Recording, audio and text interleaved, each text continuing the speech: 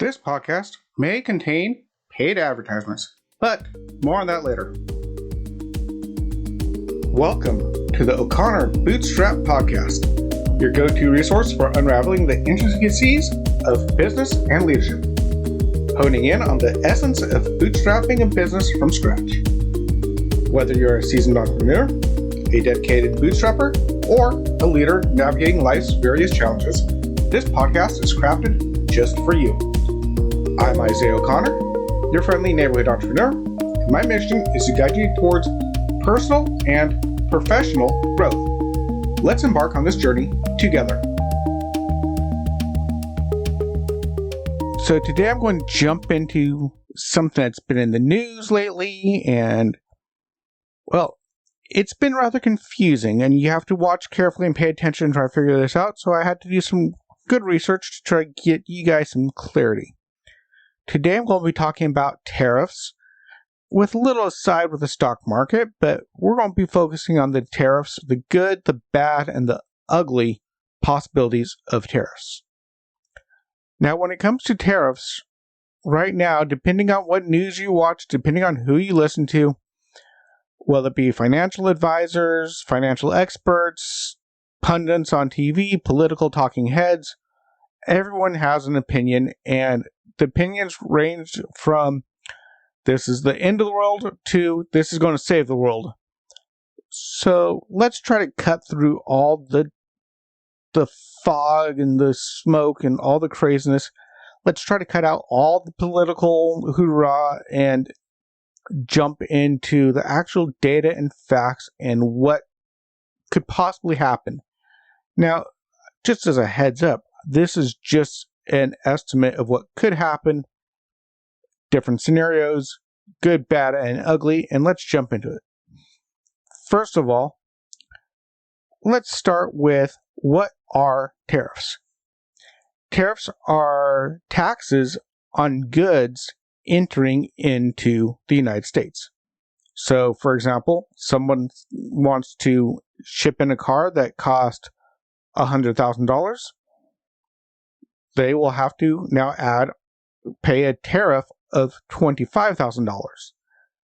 That's how that works. So that's what a 25% tariff looks like. That's a tariff. Now, here's a question. Who pays the tariffs? Now, this one's a little bit tricky, but not quite, and it's nuanced all at once. So, if you listen to some pundits on TV in the news, they will say, oh no, a 25% tariff on cars means that all the cars in the United States are going to be more expensive by 25%. Therefore, you, the consumer, are getting an additional tax of 25%.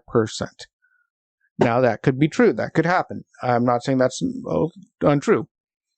Now, the flip side is the other side says, oh no, the tariffs are going to be great because they're going to cause manufacturers to manufacture cars in the state, lowering the prices, and therefore you'll not pay a 25% tariff, and it's going to only be the other countries that are going to pay this tax, which is also a possibility.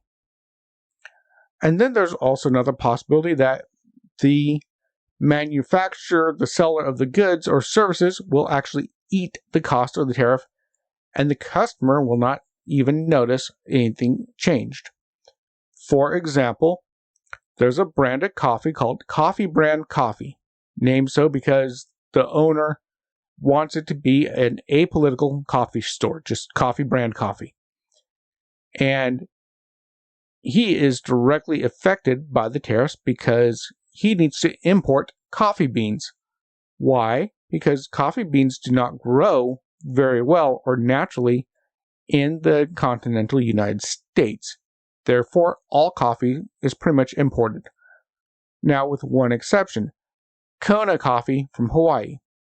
Problem there is, it's Hawaii, it's a long ways away, and shipping is expensive, and those beans are just as expensive, if not more, than shipping them from, say, Colombia or Indonesia or wherever else you get coffee. So he now has a 25% cost increase on his coffee beans. Now, he has decided that he'd rather keep his customers Therefore, he's eating the cost and he's keeping the price of his goods the exact same cost because he would rather keep a wide customer base, sell to more customers, and expand than raise his prices and actually lose more money than just the 25%, because raising his prices, he might lose a lot more customers than it's worth. So that's another probability that a company will not pass the cost on to you, but they will eat the cost in order to maintain sales volume.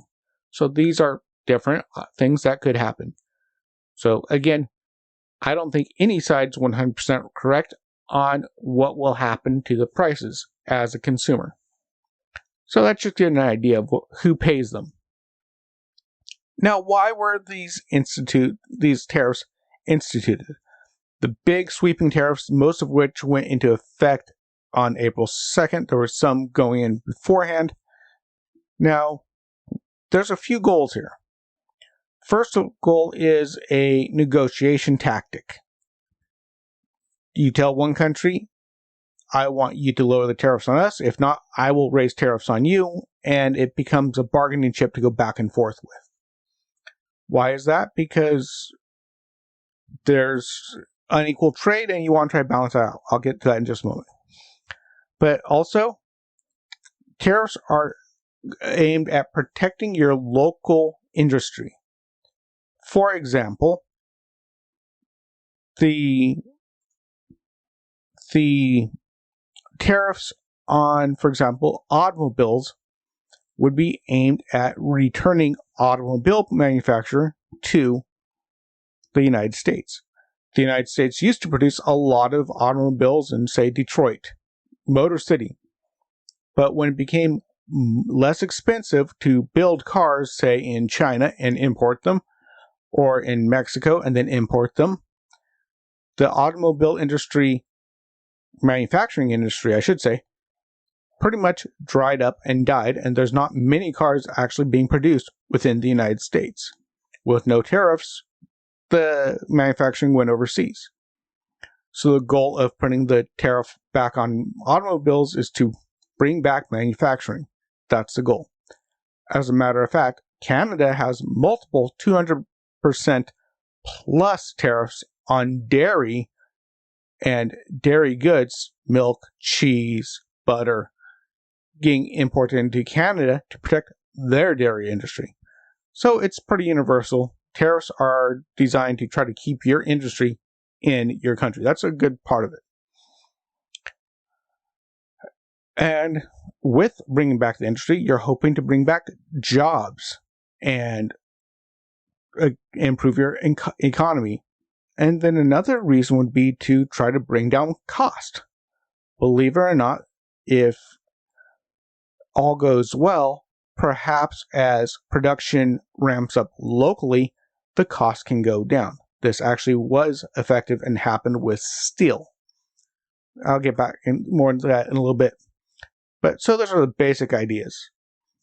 And the other thing is, there's a trade deficit. I briefly touched on that before, and I realized I was jumping ahead of my notes, but long story short, a trade deficit is when you export more or import more than another country.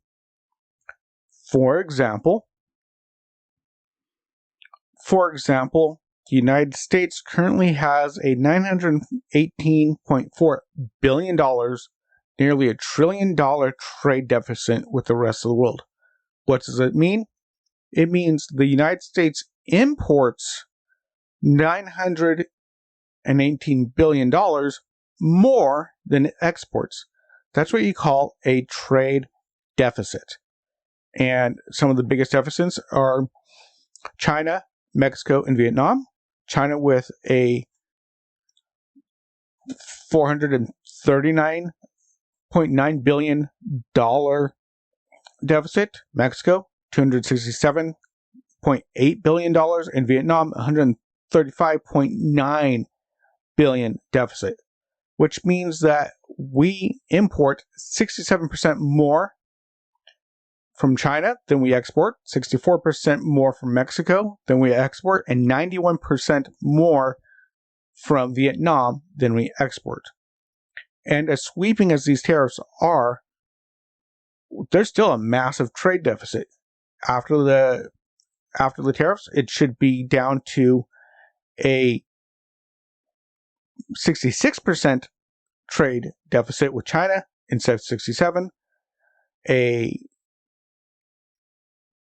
62% trade deficit from Mexico down from 64%, and a 90% trade deficit down from 91% trade deficit with Vietnam.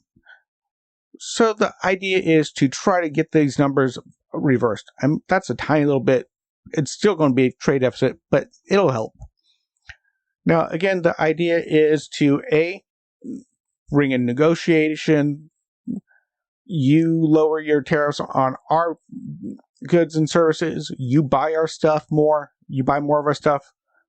Make it more equal. That way we're both winning here, and we're neither is losing.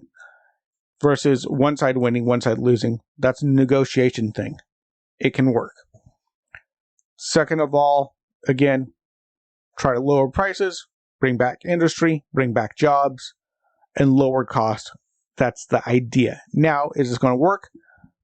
Who knows? Could it work? Yes. Could it fail? Yes. Could it fail spectacularly? Also, yes. Again, I'm not here to judge what's going to happen. I'm just going to tell you what's going on and explain it. So how does this affect you? Well, first of all, you might be looking at the stock market going absolutely crazy. It's dropping, it's going up, it's dropping, it's going up, down, left, right. It's Willy Wonka's Wonkavator. It goes everywhere. And people are panicking. Don't panic. That's the best advice from the Hitchhiker's Guide to the Galaxy. Don't panic. If your business is into investments, well, as they say, if eggs are on sale, you buy eggs. When the stock market dips, it's on sale. You probably should buy the stock market. If you have extra cash, what most experts say is buy the dip. And now, just to clarify, as a little disclaimer, I am not a financial advisor. I'm not a lawyer. This isn't personal advice. Do your own research. Talk to a real lawyer. Talk to a financial advisor. It's your business, your move. But if you want to get some extra income into your business, and you want to do that through stocks and bonds and the stock market, this could very well be a good time to do it. Don't panic. The stock market goes down. The stock market goes up. But over time, it always winds up higher than it was before. If you look back at the history of the stock market, it just goes up and up and up. Yeah, there's crashes, there's dips, there's failures, but it always bounces back eventually.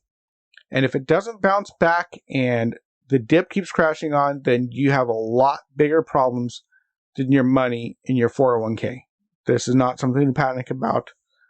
From the financial guys I know that track stocks and investing who are not political, they say, we bought the dip, we did good, we're not messing around, it's fine, whatever.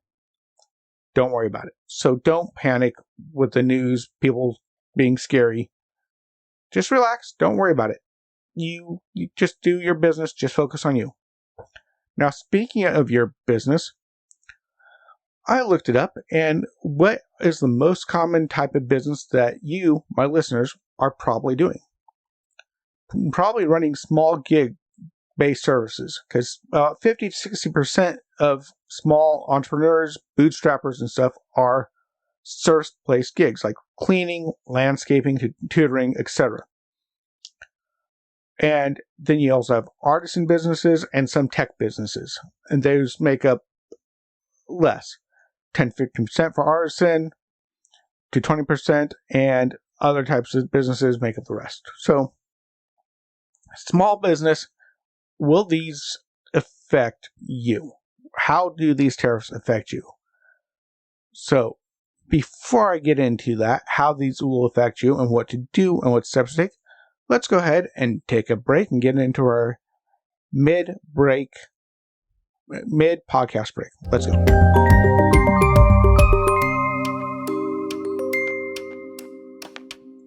And welcome back to the mid-break. Today I don't have any new 5-star reviews on Apple Podcast or any new Patreons. That's cool. I just want to say thank you all for supporting me as I rebuild this podcast. Just one little note, I will be working on remastering, cleaning up, removing some advertising for old advertisers, etc. And I'm going to start reposting every single episode that I've recorded from the beginning. And I'm going to hopefully here in the next couple of weeks start posting those to go live every single day, Monday through Thursday. So you're going to get 4 episodes a week extra to kind of look on how I've progressed in my business, in my podcasting, and kind of a fresh start. Seeing how it's been a couple of years since I've really been doing this steadily. And I think by doing this, I can help give you some more content to listen to, all completely free. And again, thank you for listening. Let's get back to the show. Okay, welcome back to the second half. Let's get into the tariffs right here. Now you know what they are. Now what? First of all, what do you need to watch for? Just real quick, you need to just watch how the goods you use. You need to maybe check to see where you get them. If you get your fabric from the United States, for example, you do crafts, you get your fabric from the US. Is it imported from China? Is it imported from Mexico? If it's imported, you might be looking at a cost hike of 25%, 10% more, etc.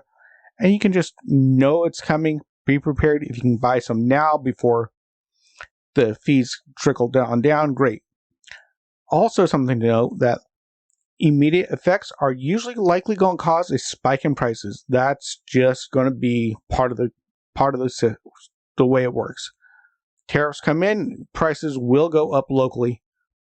Hopefully only temporary, and long term can be good.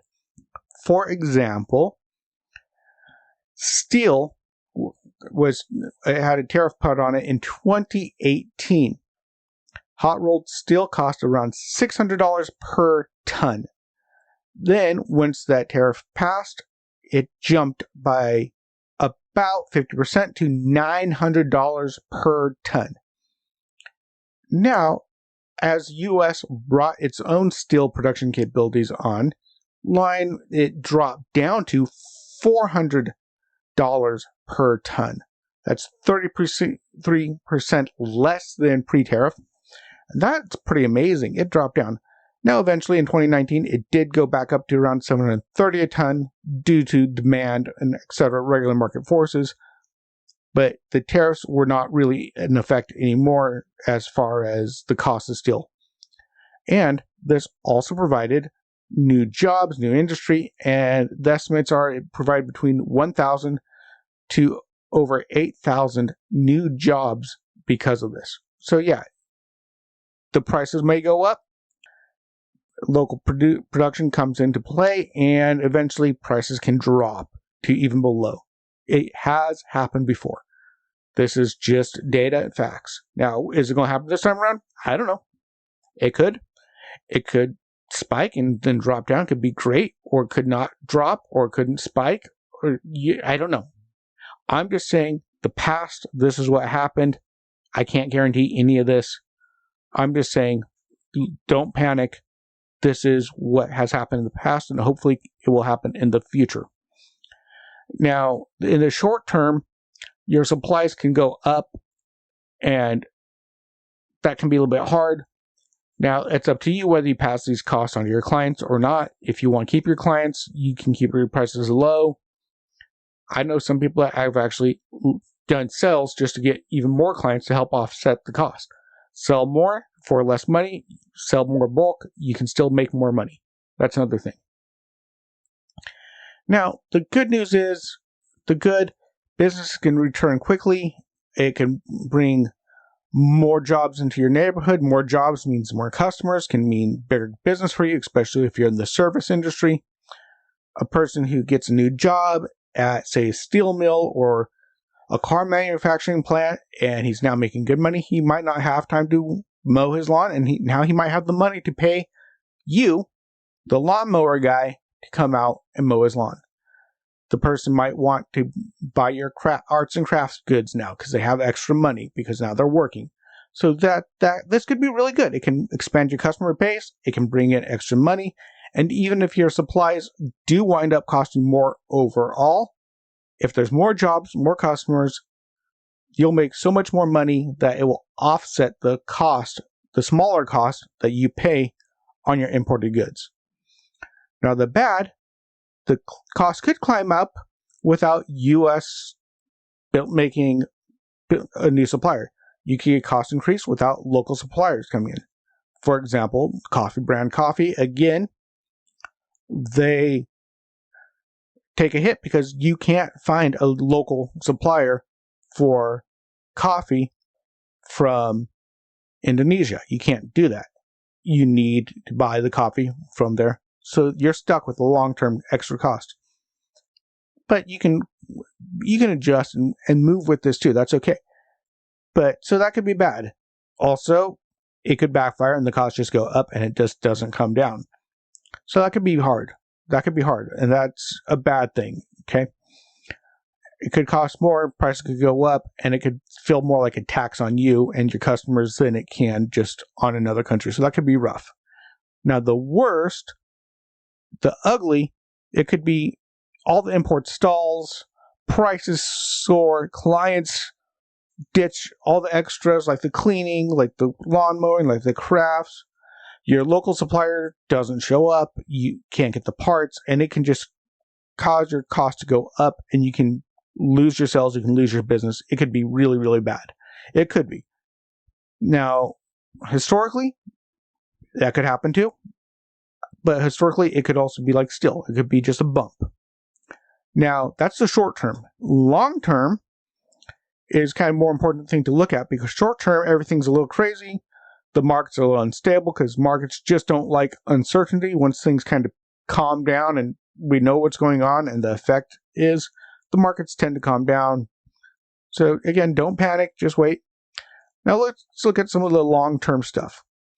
The U.S. production could stabilize. Prices might drop as the local supply catches up, like it did with the steel. Output can rise. Your local fabric might start being made by local farmers, for example, with local sheep or local cotton. Who knows? You can get a lot more locals, again, providing more jobs, better industry, etc. And it can stick, and prices drop. You have more customers, you grow. That's good. And then the bad could be it doesn't calm down. Supplies do get all kind of stay spotty. It's kind of hard to get things. Some might be higher, some might be lower, but it can hover higher than before. You can still have some clients, but they're not going to be extravagant. They'll be very careful. They'll be a little bit tighter with the money. So yeah, that could be rough. And your clients might lose jobs. And if they lose jobs, then you lose the client. That's how that works. If they don't have money, they're not going to come to you. That could be bad. And the worst, the U.S. doesn't boost the supply. The jobs don't come back. The industry doesn't go back. The other countries slap retaliatory tariffs on the U.S. and it could just make things absolutely worse. And yeah, it could raise your supply costs to crazy amounts. You can people will lose their jobs, you'll lose your clients, and you could close, you could have to start over. That's the worst case scenario. That's the ugly. It could happen. I'm not saying it's not going to. So with all this in mind, what can you do about these tariffs? Well, let's look at some actionable steps you can take when this comes. First and foremost is you can look to diversify your supply chain. Now, I did an episode on the 5 forces, Michael Porter's 5 competitive forces, and one of those is the supply chain. If you have only one supplier, they have all the power and they can raise prices on you and you're stuck. If you only have one supplier for what you need, then they hold all the power, you hold none of the power. And currently, if your supplier is overseas, now you're really in trouble. What I found helps is find multiple suppliers that you can switch to at a moment's notice if something goes wrong. As an example, when I was doing balloons, I had one primary balloon supplier. However, it was a small operation, and sometimes he would take a vacation. He would give us plenty of warning, about a couple of months warning, if not, and then a couple of weeks before. So we knew. Now, if something came up and I needed balloons and he was on vacation, oh no, now what do I do? And other people I knew were complaining about him taking a vacation. He deserved it. He worked really hard for us. Instead of me panicking, I had another backup supplier and a backup supplier on top of that. And just in case I had one more backup supplier, I had like 3 or 4 backup suppliers. This came out good because during COVID, some balloon colors were really, really hard to get from one supplier, but I was able to get it from a different supplier because of locations. One supplier was in South America, closer to the latex farms, all that good stuff. So it's always good to have a diversified supply base. The more different suppliers you have, the more places you can go to get what you need, the better. So this is something you can do if you haven't already. Start looking. This is a great time to look and say, hey, is there a local supplier? Is there somewhere else I can go to get this good that's equal or better than before? Great. Then you can also look at seeing how you're going to handle the raised cost. Because initially you might have to incur some extra cost. Now you can decide, are you going to eat this cost and try to just keep your customer base and grow?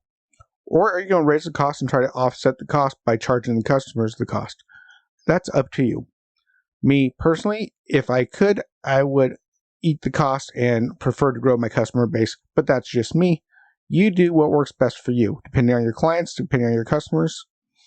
Because part of those 5 forces is also who your customers are and do you supply them. If you're the only supplier of the good or service that you provide and your customers don't have any other choices, well, then maybe you do raise your cost because your customers don't have a choice. You're their only hope. Then you can actually pass those costs on to your customers. Personally, I still wouldn't do that, but I'm just saying you could if you decide to do that. And that's up to you. I don't think there's anything wrong with raising your cost to cover your cost. But just saying, personally, I prefer to keep my costs down for my customers as possible. Then, again, back to the supply chain, you can start looking for local options. Not just looking to expand your supply chain elsewhere, but look to see if there's a local supplier. For example, you do silk for silk flowers, like my sister-in-law, and you usually buy them in bulk from a party store that gets them from China. Great. But look around. Maybe there's a local silk manufacturer, somebody who makes their own stuff that you can use, different fabrics, locally. Hey, cool. Maybe you can find something cool that way.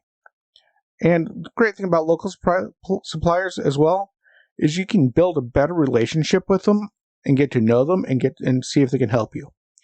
My balloon supplier was in Norway. He was an importer, but he still was able to help take care of me because we had a good relationship. So that's pretty cool. And then another thing is you can go ahead and look at your operation and see if you're going to keep the prices the same. What can you cut? What can you do to make your operation more efficient? Can you reduce costs some way? Can you make sure, like little things even, say you leave your office lights on all day long? Maybe set it up, put it on timer, so if you're not in the office, the lights are off. Save money, save electricity.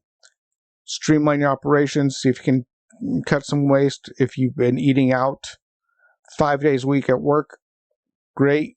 Maybe cut that down to 1 day a week or none at all and do box lunch. Great. You can be more efficient. Streamline.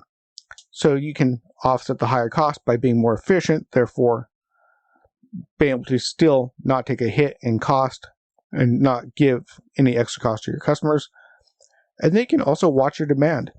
You might be able to see that if your clients start wanting different options, maybe you can provide those options. And keep an eye on it, because if these tariffs work the way they're intended, you might get a rush of customers, or you might get a shift of customer taste, depending on if the customers make more money, lose more money. You just watch what's going on and just be able to quickly change and pivot. And the great thing about it is, if you're listening to this and you're a small business, small businesses can pivot with market changes a lot quicker than big business. So that's something you can do. Now, let's sum up. In general, this tariff thing is scary. It's newsworthy. People are making it political, both sides. I don't want you to panic. I don't want you to freak out. I don't want you to get embroiled in politics. Just focus on what the effect is. Yes, your cost may go up. Yes, the cost may come back down. You might get more customers. You might lose customers. It's part of life. Tariffs happen. Markets go up and down. Markets go down, you buy. That's just the general advice and general wisdom. Again, I'm not an expert on that. But you watch the news. Don't panic. Don't worry.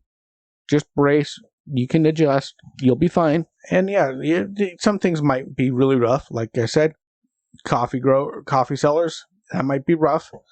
But again, you can try to roll with the punches.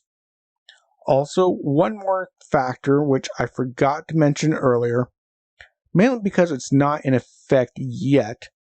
The current administration is trying to push through a lower tax deal to lower taxes on everyone else.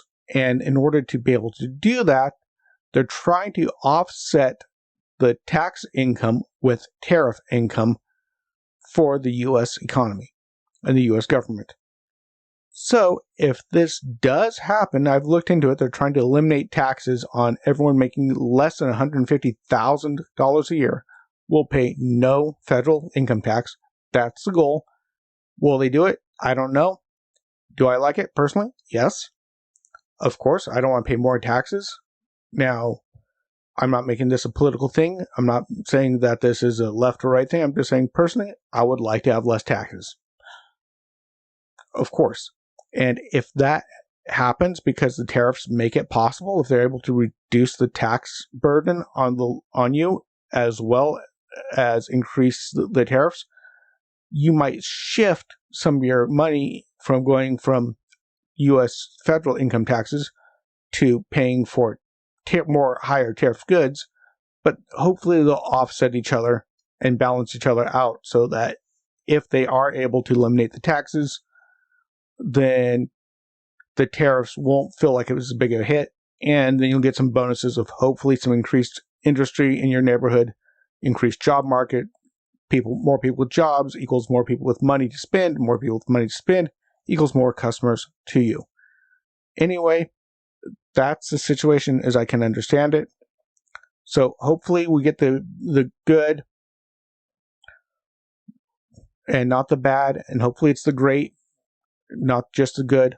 But we'll see. Reality will be what reality will be. Don't know. We can hope that it's the good and not the bad, right? So let's keep an eye on it. Hopefully things will balance out, and maybe I'll do another follow-up on this in a few months or maybe a year, depending on what's going on in the markets, with the tariffs, and see what actually happens. So once we understand fully the full effect of this, once it becomes clear. Anyway, I've been your friendly neighborhood entrepreneur. Talk to you later. Goodbye. If today's episode added value to your day, we'd love to hear your thoughts. Drop a comment and consider giving us a stellar 5-star rating on your favorite podcast platform. Whether it's Apple Podcast, Spotify, Google Podcast, or more. And remember, if you leave a 5-star review on Apple Podcast, I will personally read it out in the next episode. To support the show, you can make a one-time gift by buying us a coffee at buymeacoffee.com/bootstrap, donate through PayPal at paypal.me/IOCPOD, or make a contribution on our Patreon page at patreon.com/IOCPOD. Your support keeps the episodes coming. For even more content and exclusive perks, join our Patreon community at patreon.com/IOCPod.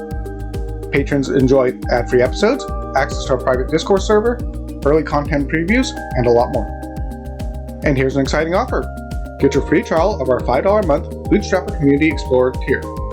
This exclusive tier grants you ad-free content, Discord server access, and early content previews. Join us and be part of the inner circle.